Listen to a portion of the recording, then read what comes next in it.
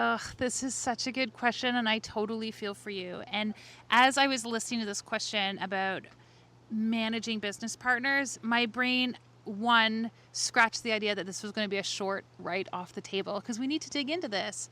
And number two, this is going to require some tough conversations. Here's the deal with business partners. This requires a lot of communication, walking into the relationship, being in the relationship, and in some cases, considering how you're going to exit that relationship.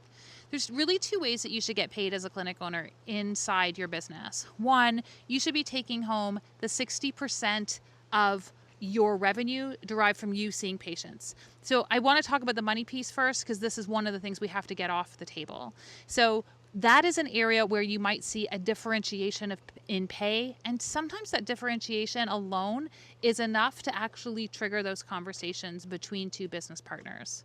The second piece to consider is that your dividends or bonus pays as clinic owners come out of your clinic profits, and this is where you're really going to have a tough conversation. So if you haven't made the arrangement or created a partnership agreement leading into the business, which is always my recommendation, solve the problem before it even starts, you're going to have to sit down and have a frank conversation around where things stand. Things become dramatic when we let resentment harbor, when we don't have clear plans laid out, or we just avoid the topic altogether. If you're feeling this kind of challenge and pain with your partner, you owe it to them, and you definitely owe it to you to sit down and talk through these pieces frankly. You're going to need metrics that support and back up what each of you are supposed to be bringing to the table.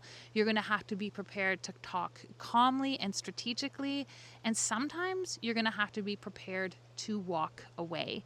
Knowing and understanding that working with a business partner can sometimes be really, really challenging is one of the most important elements in terms of navigating this portion of the business. I'm really sorry you're facing this, and I'm going to wish you both all the best as you work through these pieces.